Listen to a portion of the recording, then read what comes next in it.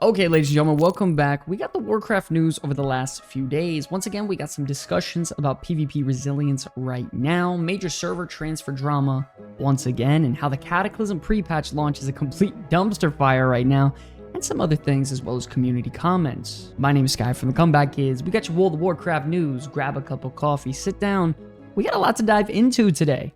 Don't forget, if you're looking for an easy way to find your runes or level up quickly in all versions of World of Warcraft, click that link in the description below to get the Rested XP guide. It's literally the best guide out there for World of Warcraft. I promise you won't be disappointed. Click the link, support the channel, gain rewards. Okay, now, so diving right in, this week we as players once again had the opportunity to play Season of Discovery in an untouched state when it comes to PvP. Now, what that meant was that there was no damage or healing reduction, and it was pretty much just normal, just player versus player.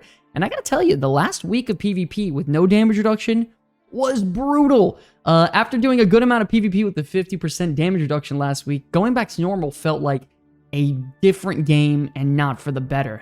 Getting one shot by lava burst, chimera shots hitting me for 3,300 damage. I mean, it literally felt like all hell just broke loose, and I was on some random private server. But I really believe getting one shot or even half health by one single ability is never really good for the game unless it requires, you know, massive like 2, 3, 4, 5 minute cooldowns to be used. So this happening on a whim from commonly used abilities like Chimera Shot, Lava Burst, Mind Blast, you know, Shadow Ward death combos, it feels pretty bad. So after the testing, the community gave some feedback, and with that, we stated how healing would need a little bit of tuning as well, and it looks like that's what Blizzard gave us exactly this weekend. They released a blue post stating that they gave us an aura in PvP combat that reduces the damage you take from physical damage by 20% and magical damage by 30%. Not only that, all players will receive 20% less healing as well. So this is generally what we were asking for as a community in our previous video. So the question is, how are these changes now, and what does the community as well as myself think about them after extensive testing? So personally, after playing dozens of Arathi Basin games across all my characters being the Paladin, Mage, and Shaman, there are a few things that stood out. Firstly, this damage reduction aura is infinitely better than having no damage reduction at all, and already it's better than the previous 50%. It feels like no matter what class you are, you do have the potential to kill anyone else out there, so there is room for outplay potential, which is always good.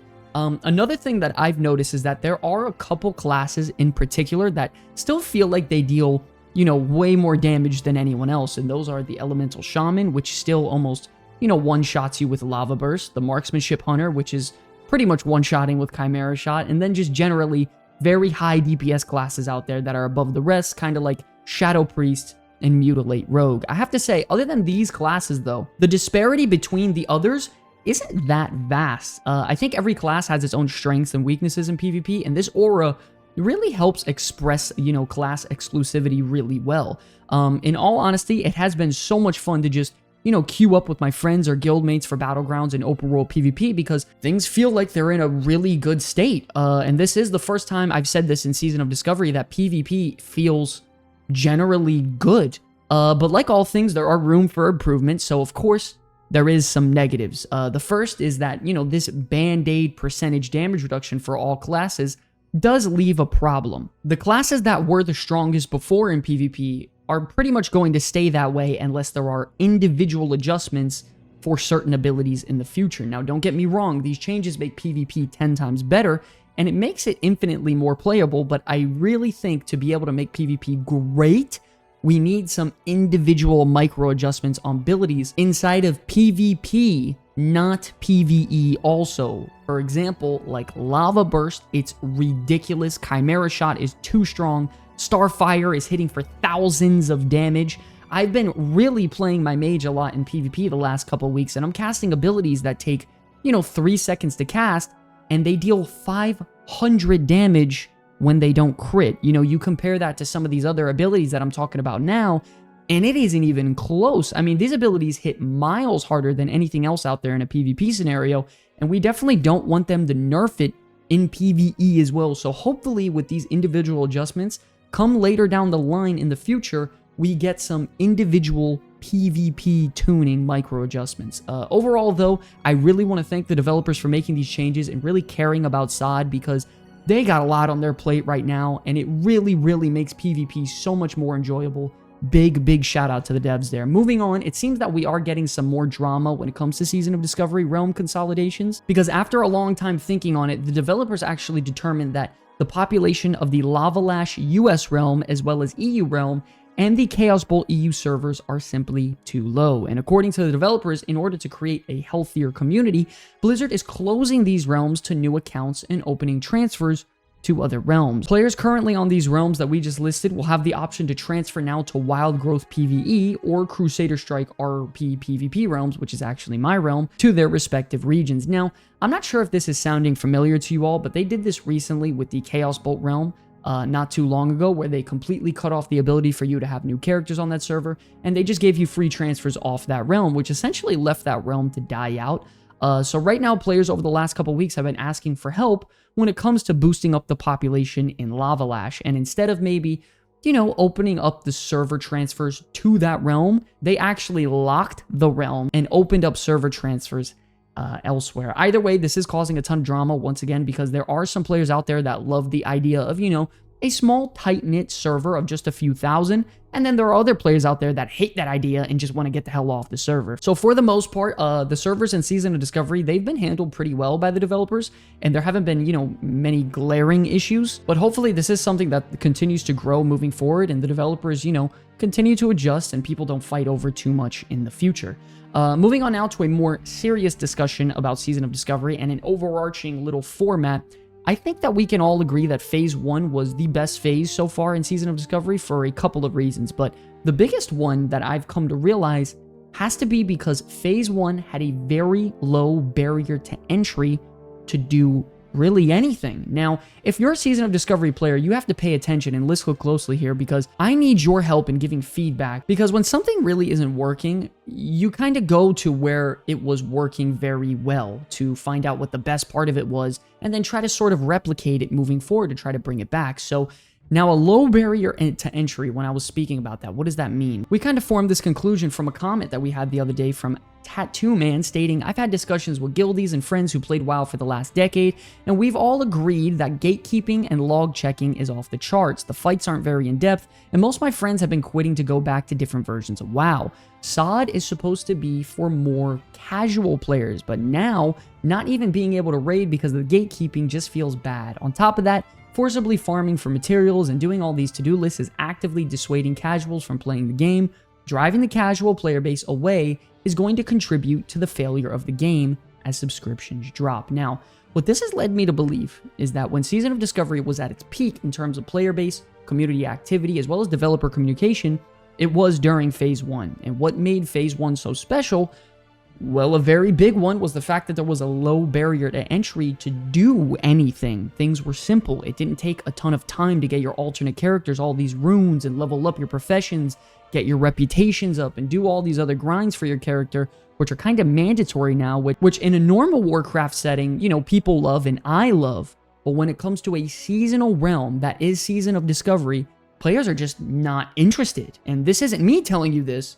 This is just the hard data, and from what you all are saying, the majority of the player base loves a faster, easier raid. For example, Sunken Temple, it's big as hell, and there's a lot of trash to kill in the raid, and it takes a long time. You compare that to Black Fathom Depths, and really think on it here, ladies and gentlemen. There is barely any trash in that raid between all of those bosses. You're constantly in a boss fight, getting a bunch of loot and dealing with really cool encounters, and it's just quick, clean, easy, painless. It just felt good. Not only that, the leveling journey was faster, and you didn't have too many runes to farm out. So you have to ask yourself this question honestly, and I would love to hear your opinions.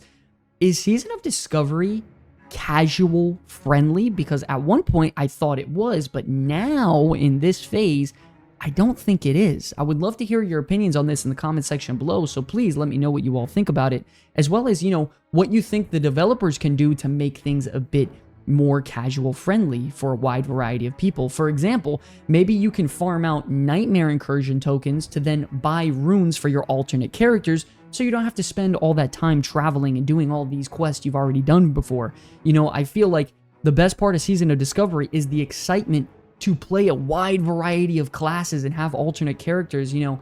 So I think if they make that more friendly, I think casuals would really want to come back and play other characters and experience other new abilities. Let me know what you all think about that. Speaking of letting developers hear about it, the community has been holding nothing back when it comes to the state of World of Warcraft Cataclysm right now. If you didn't know, on April 30th, the Cataclysm Classic pre-patch arrived, giving major class updates, the new Goblin and Worgen races, transmog, a bunch of new features.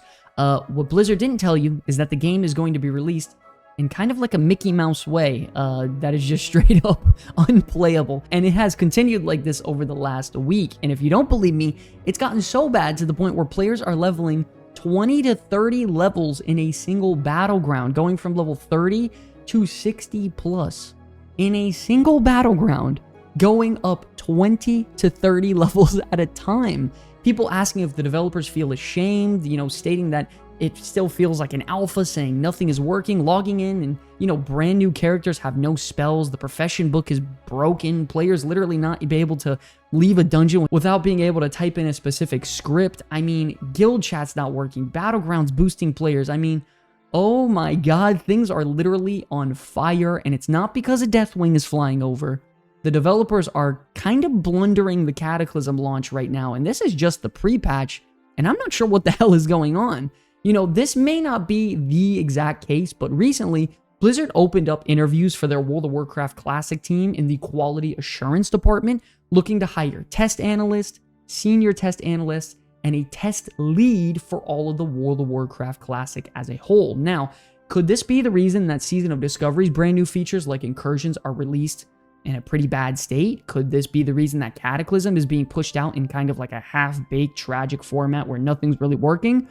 I mean, both of these posts were made within less than a week ago, so I mean, geez, you tell me what you guys think, because it seems like they're looking for way more testers to break down these features and properly get things, quality assured to release to the public, and the number one way to do that is to hire more testers. If you think that's the worst part, it's actually not, because even as of just a few hours ago, Retribution Paladins and Fire Mages in Cataclysm have bugs going on with their spells to where they're dealing billions of damage and quite literally crashing servers and the game as a whole. Listen, I'm pretty skeptical about Cataclysm right now because those classic realms being just destroyed by, GDKPs, microtransactions, with the WoW token being able to be bought.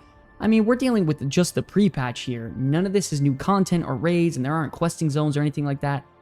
I just really hope they add to the quality assurance department, and I'm really, really hoping things get better in Cataclysm. Let me know what you guys think. If you're personally playing it in the comment section below, I think for Season of Discovery, I think a great idea would be to have a PTR with testers and content creators to come and try out new features and test things out before they go live, almost like a private server setting, with, maybe a few hundred people. And lastly, for Season of Discovery, I just wanted to bring up a quick discussion on a very glaring issue for a individual class that is the most underperforming spec right now by miles, and that's the Arcane Mage. If you look at this class on Warcraft logs, the damage it's dealing is dead last. And not only that, the class as a whole just feels so clunky and stiff compared to some of the other specs out there in SoD. I mean, if you look at the stats here, it's dealing 475 DPS in the 90th percentile. That means the best mages in the world deal 40% less damage than Shadow Priest, and they are the second to last. I've been speaking to some of the community members in the Mage Discord, as well as studying what players are suggesting over the forums on how you can help this spec. Some very, very simple but really impactful changes are, number one, increasing the time you have to use your arcane charges, because 6 seconds right now wears off way too fast. I think they at least need to double it. Whether it be in PvP or PvE, you're never even able to reach 4 arcane charges because they're always moving. You don't even have the chance to use 4 arcane charges. Not only that, standing there casting 2.5 seconds on a 30-yard range ability feels so bad compared to casting fire spells at 41-yard range. I think a great fix for this would be that each arcane charge you acquire reduces the cast time of Arcane Blast by like 0.25 seconds, stacking up to 4 times. From that, it gives you some, skill in juggling the arcane stacks, because if you cast the ability too much, you would then run out of mana easy. Then, of course, you have the Arcane Surge rune, which is such a great ability in its own concept, and it's really used well in Dragonflight, but it's just practically unusable in Season of Discovery for PvP and PvE, unless you're looking for a meme ability. I think the damage is okay, because you don't want to overtune it and just have it one-shot everybody, but the concept of how it works is you dump all of your mana into one ability, to deal a lot of damage, which then in return will generate some mana back over time. The problem is you only generate 900 mana back after you use ability, which leaves you unable to really do anything else. I think if we buff the mana regeneration and the duration, similar to the Dragonflight version where it's slightly more mana regen and for longer, it can actually be usable and really fun for the spec in a DPS way. Once again, I'm not trying to show favoritism toward the spec, it's just when I look at these numbers and how the class is performing dead last compared to everyone else, and not only that, dead last by a mile, I gotta at least say something to make it public. I've been getting comments, DMs, Reddit posts, forums about this in particular, so I gotta at least make it public. I promise very soon I'm going to be making a video discussing every single class and spec individually and, get it all jotted down in a Google Docs format. So please, if you have any real changes to help a spec and not make them overpowered, don't troll here, leave them in the comment section below because I'm starting a Google Doc sheet this week, and I'm going to try to prep it before Phase 4 comes out. By the way, don't forget to leave your comments about Season of Discovery or World of Warcraft in general so we can discuss it here in these news videos in our comments section like we're about to do right now. Starting off with Joel stating that rune quests that are the same for all classes should be account-wide rewarded. The unique ones are fine to do on alternate characters. And yeah, I would love something like this to help out, the accessibility of which you play alternate characters. Like, for example, going to fight the Night Elf after you get on the rowboat, or, the Dark Riders quest chain. These ones take so long to do, and it is a really big, turn-off trying to get out there and farm all of your runes that it takes so long to do. I think making it a little alt-friendlier, making it easier and accessible for alternate characters, that would be a lot more fun for Season of Discovery. Next up, we have Drahim stating that mages have received 2 instances of tuning and balance since early February, and that's it. And yeah, I'm starting to realize the more I play mage, the more this class feels like, Swiss cheese, and there's just a bunch of holes all over it. Or feeling too good in general. I go to play my paladin or shaman, and generally those classes feel really good. Going on my mage, however, specifically Arcane, like we were just talking about, just feels so clunky. So hopefully they make adjustments toward Arcane and maybe some other spells in the future. Next up, we have Beachfront stating that the social aspects of WoW have always been the strongest motivating factor for meaningful engagement and preventing burnout personally for me. And listen, I'm going to tell you all right here, right now, playing with guildmates every day for the last 3 or 4 weeks has completely flipped Season of Discovery on its head for me. Doing wild offering farms, grinding out gold, doing Arathi Basin, testing out PvP. It has been so much fun every single day to log in and play World of Warcraft with everyone, and I'm so happy the guild is growing. If you have any interest, and I'm so happy I'm getting to play with other people, so if you have any interest at all in playing with the community and making friends, check out my server, Crusader Strike Horde on US. Here's my name, SkyCBK below. Please do yourself a favor.